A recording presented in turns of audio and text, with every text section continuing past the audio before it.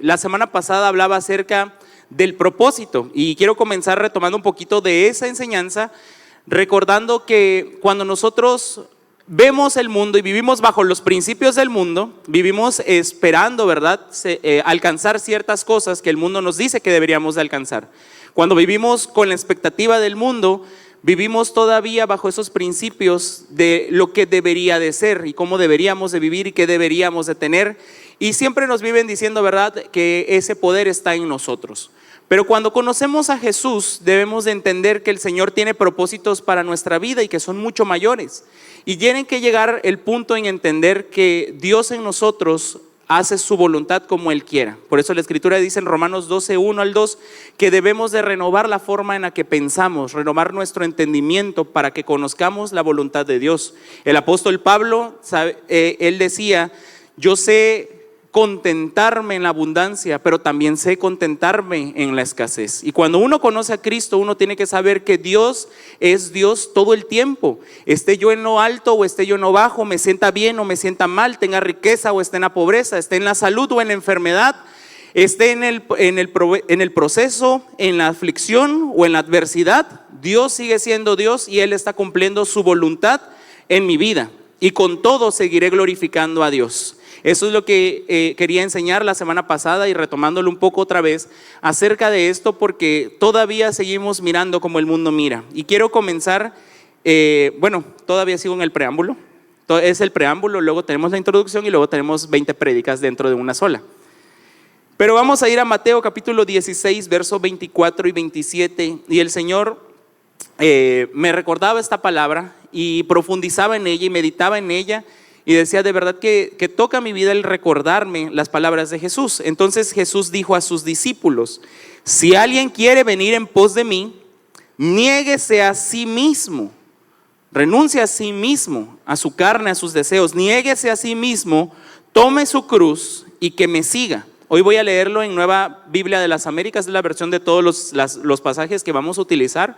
Va a estar en la versión NBLA, Nueva Biblia de las Américas, y sigue diciendo, tome su cruz y que me siga. Verso 25, porque el que quiera salvar su vida, la perderá, pero el que pierda su vida por causa de mí, la hallará. Jesús dijo cuando estaba en la cruz, a mí nadie me quita la vida, no me la quita ni el diablo ni me la quita el hombre, yo mismo pongo mi vida por el rescate de muchos.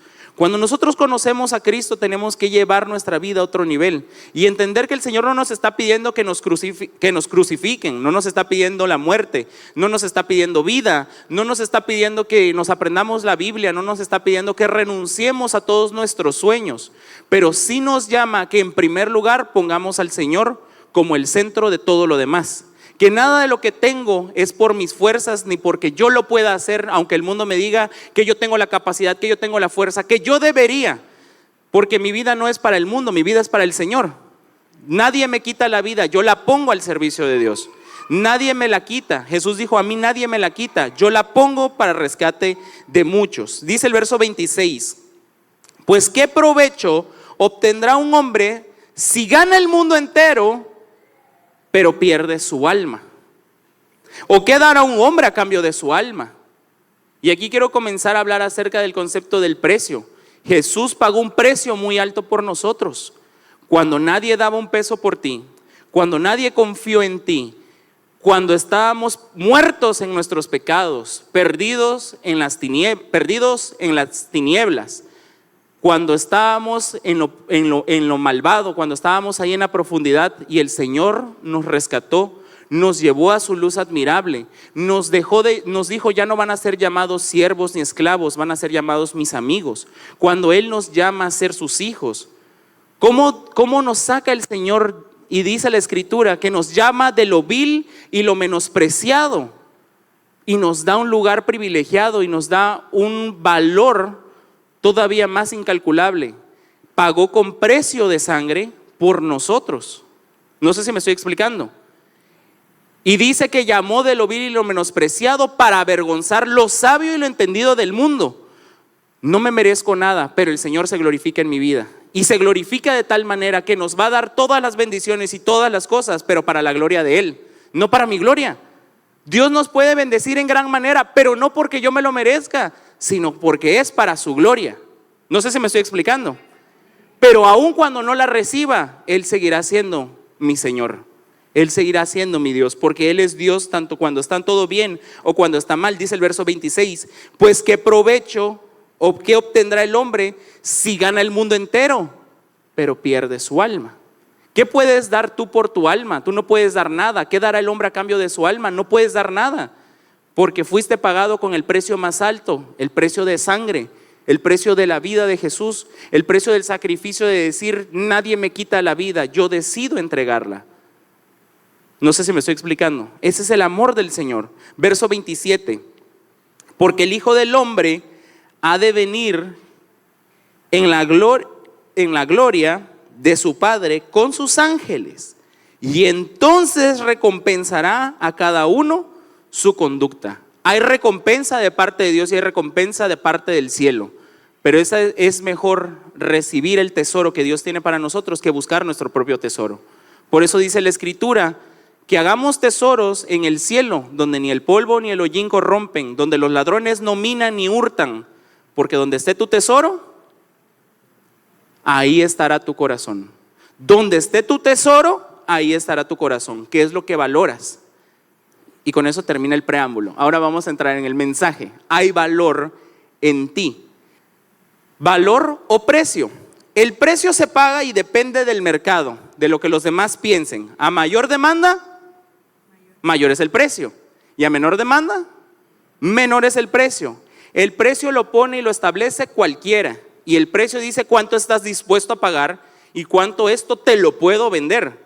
Pero eso depende del mercado, depende de las personas, depende de los demás. El valor está inherente de algo o de alguien. El valor no es igual para todos. El valor solamente lo puede reconocer alguien que de verdad reconoce cuánto vale algo. Por ejemplo, podríamos tener aquí circonias y decirles que son diamantes, y ustedes pueden llevarse las circonias y decir si parecen diamantes. Uno ve un anillo, una cadena o algo, y tú no sabes si son circonias o son diamantes. Tú puedes ver una perla falsa y una real y no podrías reconocer, o no todos podríamos reconocer cuál es una perla real de una perla falsa.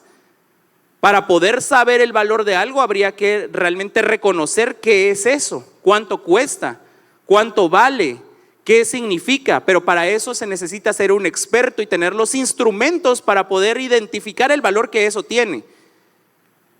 Cuando vemos en este tipo de cosas como la joyería, tiene que ser un joyero, una persona que sepa cuánto vale ese objeto y que tenga los instrumentos y que sepa de cortes, que sepa de lo difícil que se encuentra o cómo se procesa para encontrar un diamante, porque hay una persona que lo sabe por medio de su expertise. Tú puedes tener un carro y querer vender tu carro porque ha sido tu carro amado y lo podrás querer vender en $1,000,000 de pesos, pero a lo mejor solo vale 500,000 o a lo mejor no vale ni 100,000. Y llega el coyotero, ¿verdad? Y te puede decir, ¿y cuánto vale este carro? Y querértelo comprar por un precio más barato, pero solamente tú sabes en cuánto le vas a dar el precio. A lo mejor tiene un valor para ti más importante, pero tiene un precio. No sé si me estoy explicando. Valuar una casa, también tú podrás decir, esta casa vale tanto, pero tiene que llegar un valuador, una persona certificada que toma medidas, que toma criterios y que establece el verdadero valor, porque es una persona que conoce y que tiene los instrumentos. Entonces no es lo mismo el precio que el valor. El precio depende de la gente, depende de las personas. El valor ya está implícito en aquel objeto o en aquella persona, pero solo algunos lo pueden descubrir. Dios nos ha dado un valor tan alto que tuvo que pagarlo con precio de sangre. Cuando tú no sabes lo que significa eso, para ti es cualquier cosa, pero para Dios lo es todo. Vales tanto que Jesús murió en la cruz por ti, aunque tú no lo puedas comprender. Nadie podía pagar lo que tú vales, solamente vida por vida, y no cualquier vida, sino la vida del Hijo de Dios, el Verbo hecho carne, y su sangre derramada, siendo inocente, cargó con nuestras culpas y cargó con nuestros pecados. Ahí es cuando dice la Escritura, estábamos muertos, pero Él nos ha llamado a una nueva vida, porque Él vio el valor que había en nosotros. Y todavía, y por eso el mensaje se llama, hay valor en ti, porque todavía Aún con todo eso, no nos creemos la palabra que Dios nos dice. No nos creemos cuando Él nos dice que hemos dejado de ser esclavos y nos seguimos sintiendo esclavos del mundo. No nos creemos el valor que tenemos, que aún en la abundancia o en la escasez, yo sigo siendo un hijo de Dios. Y a los hijos de Dios, todas las cosas obran para bien. Pero cuando yo no encuentro mi valor porque no lo entiendo, aunque el Señor venga y me lo diga y me diga, tú eres nueva criatura, tú eres mi hijo amado, tú eres mi especial tesoro, nosotros seguimos mirando al mundo. ¿Qué dice el mundo de mí? ¿Qué es lo que los otros ven de mí? Valgo por lo que tengo, no por lo que soy. Valgo por lo que ven, no por lo que realmente soy. Y seguimos dejando que el mundo nos ponga precio. Y por eso nos sentimos despreciados, porque dejamos que otros nos pongan el precio, cuando Cristo ya nos dio precio de sangre y valor verdadero. Entonces vamos a ir a 1 de Samuel capítulo 16 verso 4 y vamos a leer acerca de la vida de David, y vamos a comenzar en este pasaje, 1 de Samuel capítulo 16 verso 4, y dice: Samuel hizo lo que el Señor le dijo y fue a Belén, y los ancianos de la ciudad vinieron a su encuentro temblando y dijeron: ¿vienes en paz? Resulta en estos pasajes que Dios manda a Samuel a buscar a un nuevo rey al que iba a ungir, que es David. Pero esto sucede porque Saúl había desobedecido a Dios ya en repetidas ocasiones, y el pueblo de Dios, todo Israel, le tenía miedo a Saúl porque se había vuelto un rey ya malo. Ya Dios no estaba con él y Saúl tenía miedo de que Samuel hiciera algo. Entonces Dios le dice: ve a buscar a la casa de Isaí, porque voy a ungir a uno de sus hijos. Y entonces Samuel le dice: pero es que yo no puedo ir así porque Saúl me va a matar si se entera. Y le dice el Señor: vas a llevar una ofrenda, vas a juntar a la gente y vas a ofrecer un sacrificio con el pretexto, ¿verdad?, para que puedas ver al hijo al que yo voy a ungir. Y entonces llega Samuel y dice que el pueblo le dijo temblando: vienes en paz, porque tenían miedo de que Saúl lo hubiera enviado para hacer algo contra el pueblo, contra la ciudad de Belén. Y él respondió, verso 5: en paz he venido a ofrecer sacrificio al Señor, conságrense y vengan conmigo al sacrificio. Y Samuel consagró también a Isaí y a sus hijos y los invitó al sacrificio. Cuando ellos entraron, Samuel vio a Eliab y se dijo: ciertamente el ungido del Señor está delante de él. Esto fue lo que el profeta Samuel dijo. Tú te recordarás que Samuel es hijo de Ana, de una mujer que tenía un esposo que se llamaba Elcana y de otra mujer que se llamaba Penina. Y Penina oprimía a Ana porque ella no tenía hijos, y ella llegaba y oraba delante de Dios y le decía que quería tener un hijo, y el profeta de ese momento, que era Elí, le dice: vete, vas a tener un hijo. Ella decide consagrarlo a Dios, y cuando lo desteta lo lleva al templo y lo deja crecer en el templo. Samuel crece en el templo, y a pesar de lo malo que estaba sucediendo en el templo de Dios, Samuel empieza a tener una relación con Dios. Y te recordarás cuando Dios le dice: Samuel, Samuel, hasta que Samuel viene y le dice: Señor, heme aquí. Dios comienza a hablar con el profeta Samuel, y Samuel fue el primer profeta, el primer profeta, primer sacerdote y primer profeta que Dios le habló directamente. Samuel era una eminencia en la profecía, era una eminencia de esos personajes que hasta el libro se llama Samuel, no se llama David, se llama Samuel. Entonces era un personaje que tenía una relación con Dios, que sabía conocer a Dios, reconocía a Dios, le hablaba a Dios y hacía milagros, veía los milagros. Pero aún con todo eso, siempre está nuestra parte carnal. Podemos parecer muy ungidos y ser muy cristianos, pero dentro de nosotros todavía hay una parte carnal, y seguimos viendo muchas veces con los ojos que miran el mundo. Cuando ellos entraron, Samuel vio a Eliab y se dijo: ciertamente él es el ungido del Señor que está delante de él. Y verso 7, mira que sigue diciendo: pero el Señor dijo a Samuel: no mires a su apariencia ni a lo alto de su estatura, porque lo he desechado. Porque Dios no ve como el hombre ve, pues el hombre mira la apariencia exterior, pero el Señor mira. Samuel podría ser el profeta que él era, pero seguía mirando con los ojos carnales y humanos. Cuando vio al hombre, cuando vio a Eliab, dijo: este es el ungido, este sí va a ser buen rey, no como Saúl, que ya se nos viene en decadencia. Ya no parece como que muy rey. Y de repente ve a este hombre y él mira eso exterior y dice: él va a ser buen rey. Pero le dice el Señor: no, porque lo he desechado. No es lo que el hombre mira. porque hay algo mayor que viene que solamente Dios puede ver. Y ahí es cuando vuelve otra vez el valor de Dios, y no depende de los demás, depende siempre del Señor, pero hay alguien que tiene que verlo también. Hay alguien a quien Dios manda para ver el valor que hay en ti. No solamente depende de Dios, sino depende de cómo Dios nos hace mirar a otros. Por eso es muy importante, líderes, cuando nosotros tenemos a nuestras ovejas, ¿qué vemos en ellos? ¿Vemos sus pretextos, vemos sus contextos o vemos el poder de Dios que va a actuar en ellos? No sé si me estoy explicando.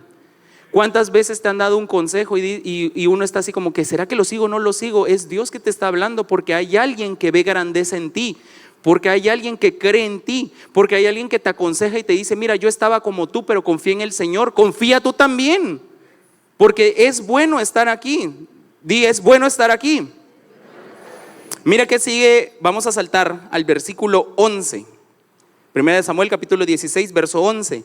Y Samuel preguntó, después de haber pasado a todos los hijos de Isaí, pasa uno y pasa otro y pasa otro, como venta de cobertores, y le dice el Señor: no es ese, no es ese. Y termina Samuel pensando: bueno, ¿y ahora qué?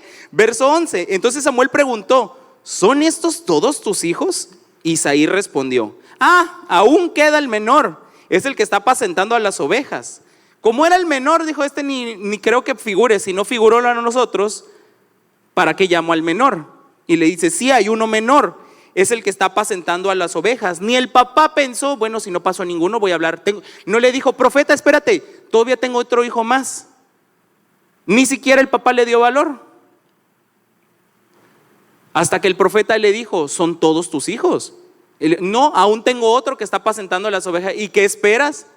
Mira que sigue diciendo: aún queda el menor, es el que está apacentando las ovejas. Y Samuel insistió: manda a buscarlo, pues no nos sentaremos a la mesa hasta que él venga acá. O sea, yo no he terminado mi trabajo, yo no vine realmente a ofrecer sacrificio, vine a ungir a un nuevo rey. A eso llegué, a eso llegó el profeta. Pero a los ojos de los otros eso no es importante. Ya que partan el pastel, ya que sirvan la comida, ya que termine el grupo. ¿A qué horas van a repartir los tamales? No, llegué al grupo y nada más dieron sabrita. Santo, esos son los grupos de mi red, de los juniors. Palomitas, sabritas y chicharrones. Pero hay una palabra mayor y más sabrosa. Es el valor que encuentran ahí.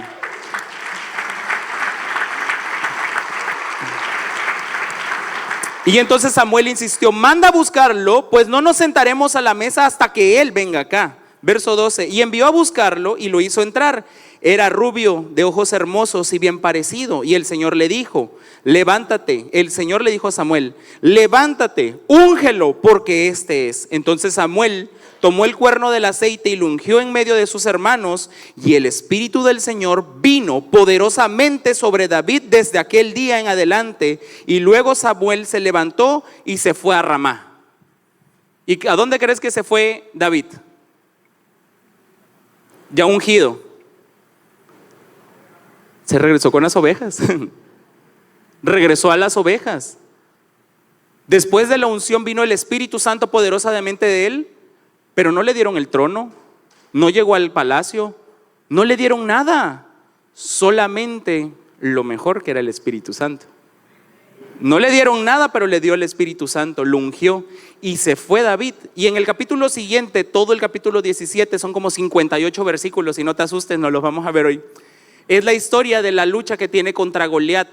Cuando David llega a pelear contra Goliat, David le dice al Señor, a Saúl, y le dice: es que tú eres un muchacho. Y le dice: pero yo he matado osos y leones. Pero no lo hizo por sus fuerzas, lo hizo porque el Espíritu de Dios estaba poderosamente en él. ¿Verdad? Ya Dios lo había capacitado, lo había elegido, lo había ungido, y él usó aquello que estaba en ese lugar, pero no lo esperaba la grandeza todavía. Y Saúl le prometió, y me recordaba la prédica que daba el pastor Abraham, porque decía: qué atractiva propuesta, porque dijo: el que venza a Goliat. Cuando David llegó y preguntó: ¿y qué va a tener el que venza al gigante? Y le dijo: el que venza al gigante no va a pagar impuestos. Uy, ¿cuánto me ahorraría? Cuando te quitan el ISR y el IVA y todos los otros monstruos esos demoníacos que no sabes ni de dónde vienen y te apartan, ¿verdad? y le van a dar a la hija del rey. Y David se motiva y dice, claro, pues entonces para esto he llegado, este va a ser mi momento. Porque me ungieron como rey, entonces esta es la oportunidad. Porque el que se casa con la princesa se convierte en rey. Pero resulta que Saúl no le da a su hija. Y eso lo puedes leer en tu casa. Lo puedes leer más adelante. Pero Saúl no le da a su hija, le miente. Le da a la segunda hija. Y la que tendría que haber heredado el trono era la mayor. Y aparte eran mujeres. Y él tenía a Jonathan, a su hijo. El que debió de haber heredado el reino o el trono era Jonathan. Entonces David sí hizo algo importante cuando venció al Goliat. Pero la puerta no se le iba a abrir Saúl. La victoria no se le iba a dar Saúl. Y entonces Saúl busca matar a David. Porque después de esto, ahora vamos a saltar al capítulo 18. Primera de Samuel, capítulo 18, el capítulo 17 fue lo de Goliat. Después de esto, el pueblo comienza a querer mucho a David, porque David tenía gracia, porque David luchaba. Y Saúl intenta matar a David, mandándolo a todas las batallas contra los filisteos, a todas, pero en todas las batallas Dios le daba la victoria. Y aconteció que cuando regresaban, al volver David de matar al filisteo, las mujeres de todas las ciudades de Israel salían cantando y danzando al encuentro del rey Saúl con panderos, con cánticos de júbilo y con instrumentos musicales. Las mujeres cantaban mientras tocaban y decían: Saúl ha matado a sus 1000 y David a sus 10,000. Entonces Saúl se enfureció, pues este dicho le desagradó y dijo: han atribuido a David 10,000, pero a mí me han atribuido 1000. ¿Y qué más le falta sino el reino? Y de aquel día en adelante Saúl miró a David con recelo. Le había servido para un propósito, pero cuando vio que el pueblo quería a David, entonces lo comenzó a mirar con envidia, lo empezó a mirar con recelo y dijo: pues yo soy el rey y seguiré siendo el rey. Me recuerda como esa alabanza que dice, ¿cómo es? Hago siempre lo que quiero y mi palabra es la ley. Esa adoración que no me acuerdo, que yo no adoraba de esa manera, pero Saúl pensaba: por mi mano no le voy a dar nada a ese. No se lo voy a dar, lo voy a matar. Y lo empezó a perseguir y procuraba matar a David. Y dice el versículo siguiente, verso 10: y aconteció al día siguiente que un espíritu malo de parte de Dios se apoderó de Saúl, y éste deliraba en medio de la casa, mientras David tocaba el arpa con su mano como de costumbre. Saúl tenía la lanza en la mano. Verso 11: y Saúl le arrojó la lanza, pues se dijo: clavaré a David en la pared. Pero David lo evadió 2 veces y Saúl temía a David, verso 12, porque el Señor estaba con él, pero él se había apartado de Saúl. La envidia le pegó tan fuerte, el ver que crecía David por la gloria de Dios, porque Dios lo estaba bendiciendo, le creció tanto la envidia y el temor de que le quitara el reino que intentó matarlo, porque miró lo que el mundo mira. Porque miró hacia a la perspectiva de los demás, porque pensó que el pueblo lo iba a hacer rey. No estaba seguro de que Dios lo había hecho rey. No sé si me estoy explicando. Dios le había dado la bendición a Saúl, era el primer rey de Israel. Dios había llevado a Saúl para que él fuera su rey, porque el pueblo le dijo a Dios: Señor, queremos tener un rey. Después del libro de los jueces, cuando empieza el libro de Samuel, la escritura nos habla de que el pueblo israelita le decía a los jueces, le decía a Moisés, le decían a los demás, a los jueces: nosotros queremos tener un rey. Y le empezaron a molestar a Samuel cuando él comienza a liderar el pueblo y dice: queremos tener un rey como los demás lo tienen. Entonces Dios les levanta a Saúl.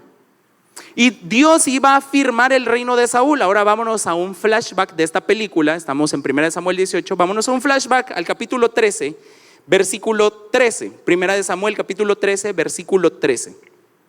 Samuel dijo a Saúl: has obrado neciamente y no has guardado el mandamiento que el Señor tu Dios te ordenó, pues ahora el Señor hubiera establecido tu reino sobre Israel para siempre. Estas palabras llega el profeta Samuel a decírselas en un momento de guerra. Llega el momento de guerra en que Israel, liderado por el rey Saúl, está en un monte y del otro lado están los filisteos listos para la batalla. Y ambos pueblos estaban esperando y había un valle en la parte del medio. Y entonces le dice el profeta Samuel al rey Saúl: espérame, voy a irme camino de 7 días y en el 7º día voy a traer una ofrenda. Presentaremos la ofrenda a Jehová y entonces nos dará la victoria, iremos a la batalla. Entonces Samuel se va y Saúl se queda, y en los días siguientes el pueblo comienza a desertar porque Samuel no llegaba. Y cuando Saúl mira a los hombres y mira que los hombres se estaban rindiendo y estaban dejando sus armas, entonces dice: tengo que hacer algo. Y agarra él una ofrenda, la presenta a Dios, y en ese momento llega Samuel y le dice: ¿por qué hiciste eso? No esperaste el mandato de Dios y al final revelaste tu corazón. Tú no confías en Dios, tú confías en ti y te dejas llevar por lo que el pueblo dice de ti. Tú tienes temor y quieres agradar al pueblo, no quieres agradar a Dios. Eso es lo que reveló su corazón. Ya Dios le había dado el reino y se lo iba a confirmar, pero necesitaba ser probado. Dios nos va a dar las bendiciones, Dios tiene promesas grandes para nosotros, pero ¿qué vamos a hacer cuando lleguemos a la bendición? Por eso es necesario pasar las pruebas, para ver de qué estamos hechos. ¿A quién honramos? ¿Honramos a Dios solo cuando estamos en el trono, pero seguimos haciendo las cosas para agradar al mundo o para agradar a Dios? Porque cuando vamos al mundo, mueven nuestros principios y nos hacen remover nuestras ideas y nuestra seguridad en Cristo Jesús, y empezamos a ver otra vez como el mundo: mira, es que eres un fracasado, es que eres un tonto, ¿cómo vas a permitir que estas cosas pasen? Tú tienes la capacidad, tú lo puedes hacer, no necesitas de Dios. Y empieza uno a prestar el oído al mundo y terminamos mirando como mira el mundo. Cuando ya Saúl ya tenía la oportunidad, ya estaba en el trono, lo único que tenía que hacer era esperar la respuesta de Dios. ¿Confío o no confío en Dios? ¿O solamente sé contentarme con Dios cuando está todo bien, pero cuando las cosas están mal, mejor corro a buscar mi propia voluntad? Verso 14, dice el profeta Samuel: pero ahora tu reino no perdurará. El Señor ha buscado para sí un hombre conforme a su corazón, y el Señor lo ha designado como príncipe para su pueblo, porque tú no guardaste lo que el Señor te ordenó. ¿Para quién vivimos? La gloria a Dios nos las puede dar. David no había vivido la gloria, pero le era fiel al Señor. No llegó al palacio todavía, lo ungieron y regresó a cuidar ovejas. Pero Dios es el único que puede abrir oportunidades y abre puertas, y por eso vino el gigante y solo David lo pudo vencer. Yo explicaba la semana pasada y hablaba de un concepto de un filósofo romano que se llama Séneca, que decía: la suerte es cuando la oportunidad y la preparación se encuentran. Esa es la filosofía del mundo. La suerte es cuando la oportunidad y la capacidad o la preparación se encuentran. Esa es la suerte. Pero en el reino de Dios no funciona así. Es su Espíritu Santo el que nos capacita aun cuando no tenemos las armas, y es la puerta que Dios abre para el momento en el que nos ha llamado para algo.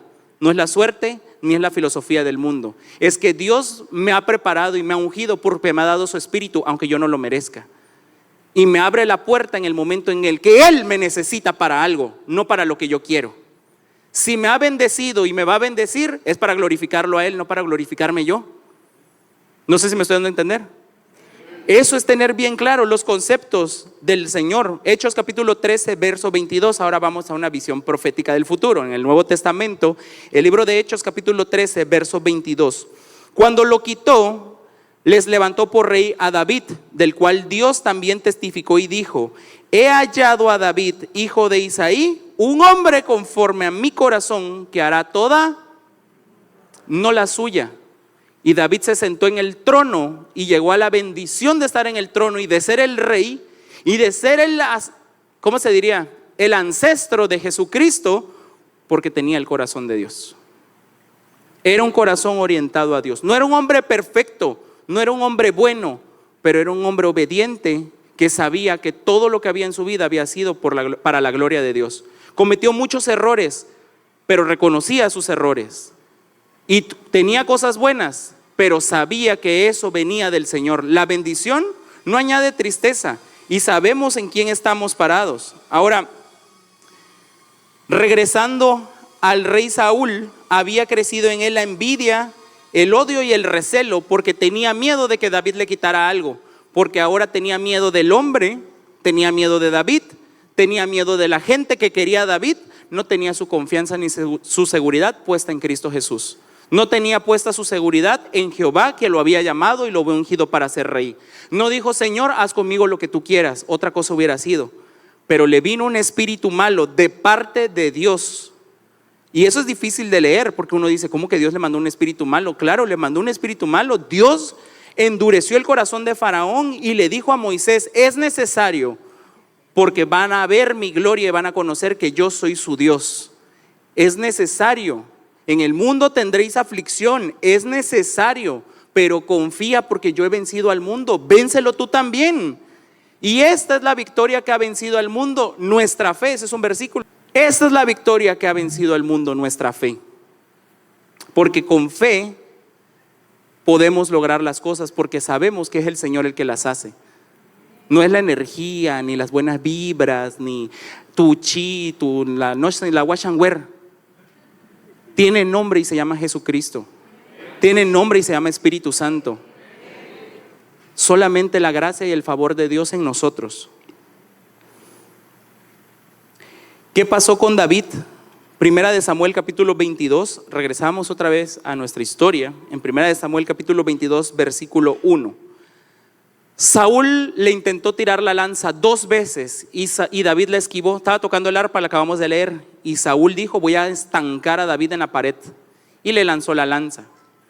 Y luego en los capítulos siguientes y los versículos más adelante relata que Jonatán, el hijo de Saúl, era amigo de David.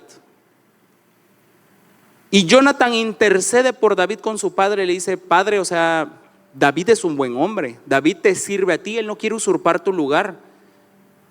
Pero Saúl se enoja tanto y le lanza también la bendita lanza a Jonatán. Y Jonatán se da cuenta de que su papá está dispuesto a matar a David, por algo que David no tenía la culpa.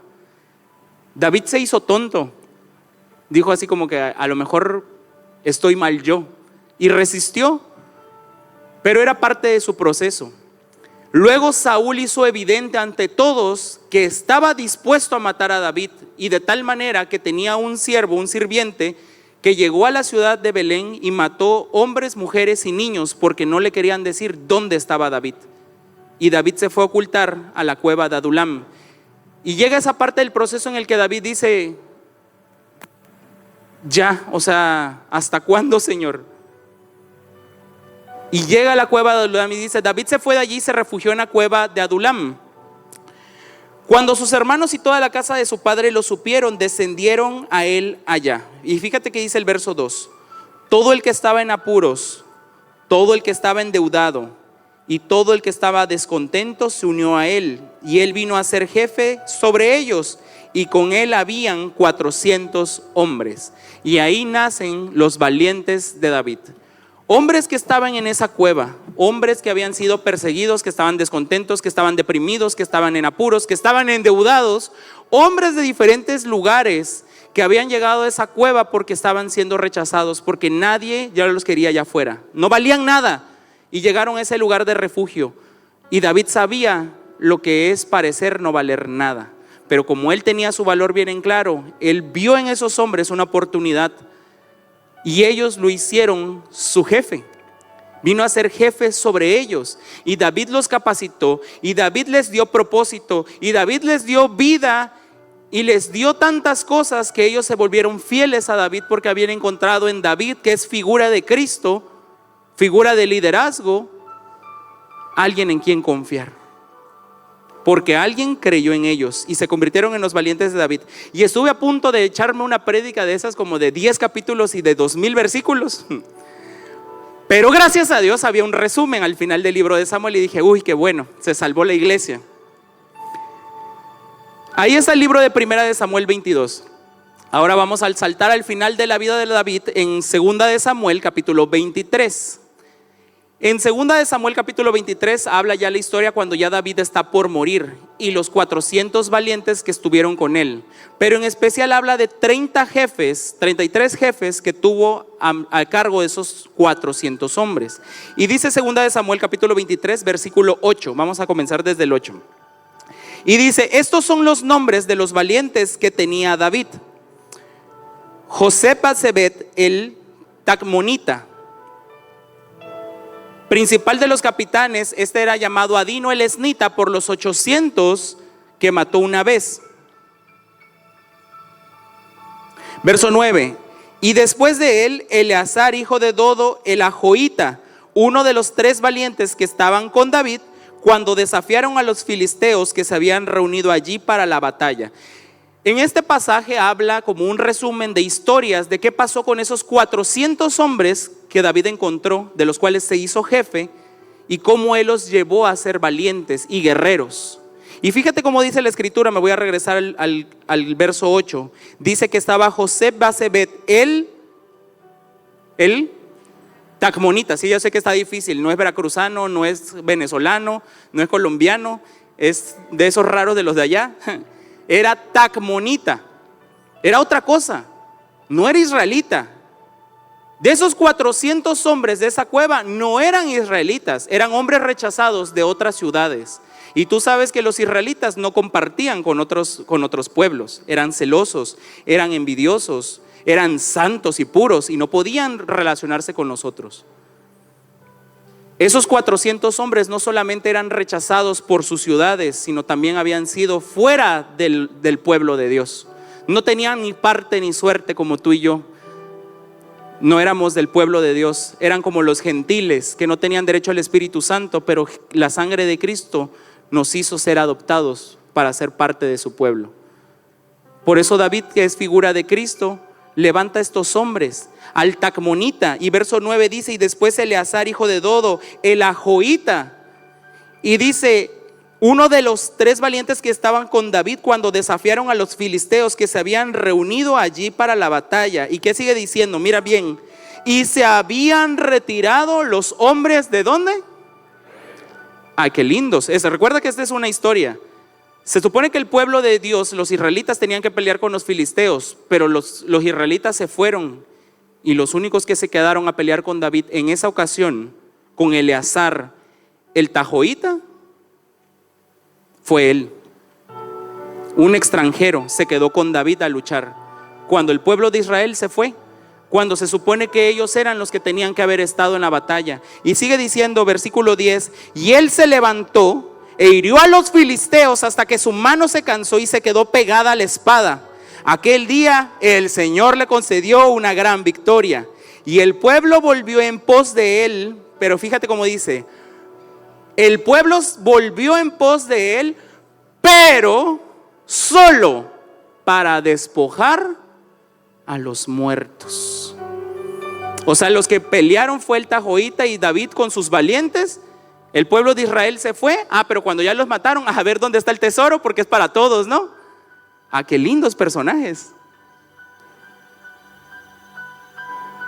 Con David estuvieron esos hombres valientes que decidieron quedarse con él. Hombres que no tenían valor, pero David vio algo en ellos, como Dios había visto algo en David. Porque David no miraba como miraba el hombre. David sabía que todo lo que venía era de parte de Dios, que todo lo que estaba en sus manos estaba porque Dios estaba con él. David no se adjudicó nada para él, la gloria siempre fue del Señor. Por eso escribió tantos salmos, porque él reconocía quién era su Dios. Había grandeza en David, hubo descendencia en David, pero la gloria siempre fue para el Señor. Por eso la escritura dice: buscad primeramente el reino de Dios y su justicia, lo demás va a venir por añadidura. Yo no tengo que luchar, tengo que trabajar, pero no tengo que luchar para contentar el mundo, ni para alcanzar lo que quiero. Tengo que trabajar porque el Señor me manda que me esfuerce y sea valiente. Porque el Señor me dice que desafiemos el mundo y que si un romano te dice lleva la carga 1 milla, tú se la lleves a 2. Pero las puertas, las oportunidades y las bendiciones vienen de parte del Señor, no vienen por tus fuerzas. Uno le quiere entregar su vida a Cristo, pero seguir pensando que vas a conseguirlo con tus fuerzas, todo lo del mundo, porque el mundo susurra y habla fuerte y te sigue diciendo: estás perdiendo el tiempo, no vas a lograr nada, eres una basura, ya perdiste demasiado tiempo, eres un anciano, eres un adulto, no te vas a casar, no vas a alcanzar, no vas a prosperar, estás perdiendo tu tiempo, le sirves a Dios, le sirves a gente grosera, y el diablo habla y habla y habla y el mundo habla y grita fuerte. Pero cuando uno sabe quién es su Dios, cuando uno sabe quién es su Padre, ni siquiera tu Dios, cuando sabes quién es tu Padre, cuando tú sabes quién es tu Padre, mira que sigue diciendo versículo 11: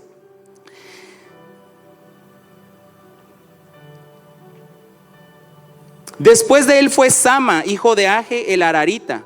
Los filisteos se habían concentrado en Tropa, donde había un terreno lleno de lentejas, y el pueblo había huido de los filisteos. Pero él se puso en medio del terreno, lo defendió e hirió a los filisteos, y el Señor le concedió una gran victoria. El Señor le concedió victoria. Vamos a regresar al versículo 11. ¿A quién? 11. A Sama el Ararita. Dios le dio la victoria a otro que no era parte de su pueblo. No era un israelita, era un ararita. Verso 13. Descendieron 3 de los 30 jefes y fueron a David en la cueva de Adulam al tiempo de la cosecha, mientras la tropa de los filisteos acampaba en el valle de Refaim. Otra vez, descendieron 3 valientes. ¿A dónde? A la cueva de Adulam. Recuerda que este es un resumen histórico de las cosas que habían pasado después. 3 valientes, ya los había capacitado el Señor, ya los había capacitado y levantado David.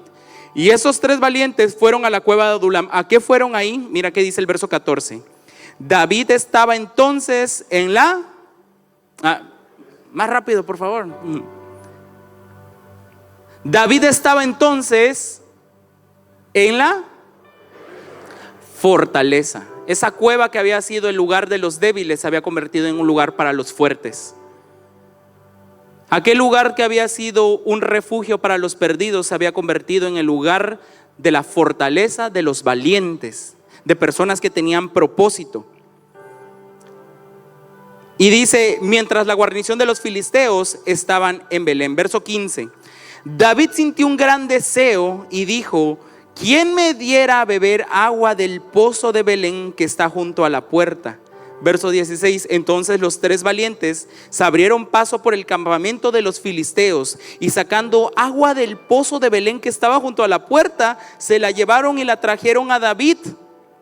David dijo: ¿quién me diera a beber un vaso de agua? Pero fue un deseo de su corazón. Y esos valientes dijeron: yo voy. Vamos, y se fueron por el vaso de agua. Y cuando se la trajeron, dice la escritura, pero él no quiso beberla, sino que la derramó para el Señor. ¿Cuánto cuesta un vaso de agua? Una botella de agua. ¿Cuánto cuesta un garrafón de agua? El agua tiene un precio. Ellos compraban agua, el agua tiene precio. Pero lo que ellos habían hecho tenía valor. Y ese vaso de agua, ese simple vaso de agua, dejó de ser solamente un vaso de agua y se convirtió en algo tan valioso que David dijo: yo no soy merecedor de este vaso de agua. Este vaso de agua tiene que ser del Señor. Y lo tiró en la tierra. No porque lo despreciara ni lo deshonrara, sino al contrario, sabía el valor que tenía ese vaso de agua. Sabía quiénes eran esos hombres en los que puso su confianza, que un día les dio una palabra y creyó lo que Dios podía hacer en ellos. David, que es figura de Cristo, dijo: lo que yo puedo hacer, tú también lo puedes hacer. Jesús les dijo: mayores cosas harán ustedes en mi nombre. Mayores cosas van a hacer. Confíen en mí, yo he vencido al mundo. Si yo vencí, tú también lo puedes vencer.